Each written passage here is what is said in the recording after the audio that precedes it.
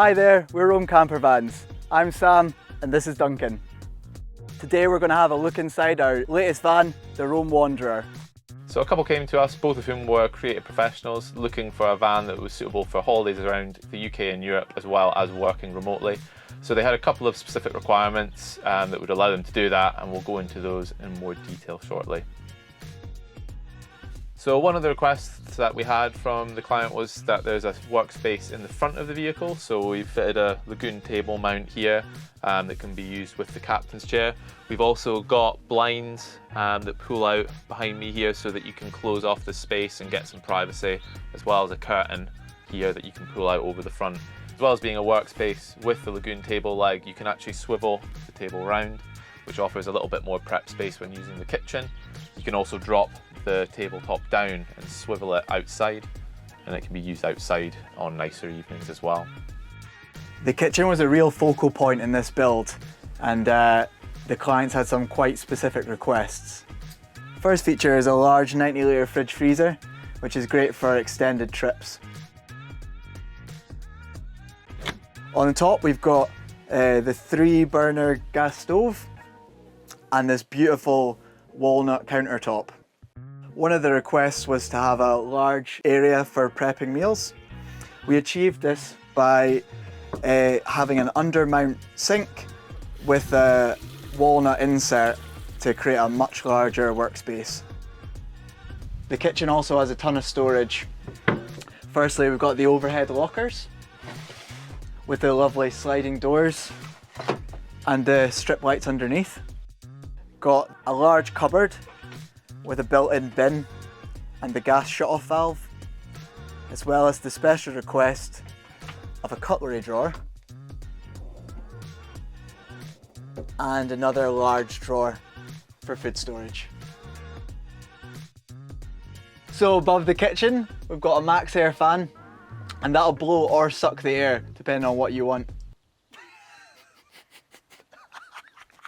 What do you want? All the electrics can be controlled from the command center up here. We've got the lights, water pump and defrost switches all on the outside, and we open up the cabinet and there's the controller for the inverter, the heater, the gas and water levels, as well as a battery meter. Mounted underneath is a 5G router, which is connected to the aerial on the roof, which is great for getting internet in the van for working remotely. Okay, so taking a look at the seating area, we have 2 bench seats, this one here and this one here. The larger bench seat has a built-in toilet as well, so if we move these cushions, so this lid opens up and we have a stowed porta potty in there.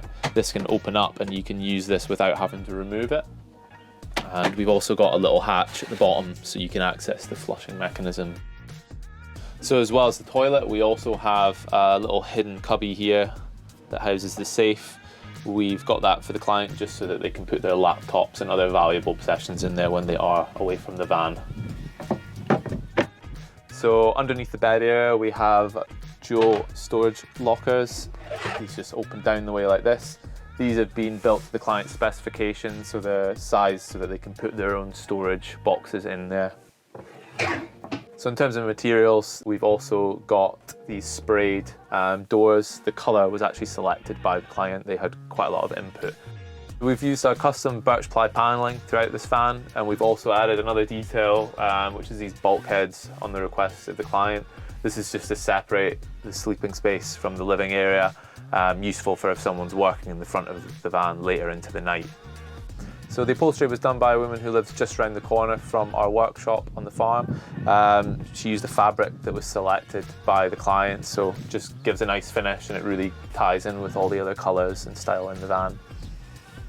Finally, in the seating area, we've got another lagoon table mount down here so that we can have the table situated between the 2 seats for eating. We've also got a heater outlet down here and actually another over on the kitchen. That's coming from the Truma gas heater, so that just heats the living area nicely. Moving into the sleeping area of the van, we've got our classic custom widthways bed. This takes a full UK double mattress, so it's a really nice and spacious sleeping area. As you can see, I'm 5'11" and I can really easily lie out straight in this. It's really nice to have that feature so you're not having to pull out of bed later at night. We wanted to make the sleeping area a nice sort of self-contained space with a nice atmosphere of its own. So we've got a nice large skylight in there for some natural light. We've also got lots of lighting options for later in the evening. So we've got single touch LED on the roof there. We've got mood lighting in the wall recesses. And we've also got 2 flexible reading lights as well. In terms of storage, we've got another larger overhead locker in the back here, same style as in the front. We've also got a little storage tray for things like your books, reading glasses, items like that you want to be close to bed. And we've got another little mesh pocket on the side of this bulkhead as well. At the rear of the van, we've got 2 opening polyvision windows. These are really nice just for a bit of ventilation on warmer days. We've also got our custom insulated blinds made by the same woman who does our seat upholstery. These are just really nice and cozy to add a little bit of warmth on colder evenings in the van. Round at the back of the van, I've had to don my jacket, Scottish summer. First thing is a large storage tray which pulls out and locks fully. This is great because the clients have got 2 electric folding bikes, so they'll be able to easily load these on and then put them into the van. Stores nice and securely, can't slide forward. The bikes can be charged up with the sockets at the side here. They're attached to a 1200 watt inverter, which means the clients can charge their bikes even when they're not hooked up on a site. The inverter is powered by a 300 amp hour lithium battery, which can be charged both with the battery to battery charger when they're driving, or when they're stationary, we've got a 320 watt solar panel on the roof. The bed is powder coated aluminium, which was made by a local blacksmith who lives at the end of the road. There's also stored underneath is the awning extender. There's also a small light for nighttime. On the other side, we've got a couple of vents for the heating coming out, which is powered by the combi boiler, which does the hot water and the blown air heat for the whole van. Talking about the hot water, that also can be accessed through the external shower port. Come round to the side of the van, and on the Wanderer, all the tanks are underslung. There's a 20 litre gasset tank at the front, which is refillable just beside the driver's door. And at the rear, there's the fresh and wastewater tanks. The freshwater tank has a 12 volt defrost element. So even in the winter, you can have fresh water. So we hope you've enjoyed today's video of the Roam Wanderer. This is a bit of a level up from the last van which we covered, which was the Roam Getaway. If you haven't seen that video already, you can go and check that out. If you do have any questions about this van, please leave a comment. And we've got a few more vans in the pipeline, so stay tuned for those. Catch you on the flip side, motherfucker.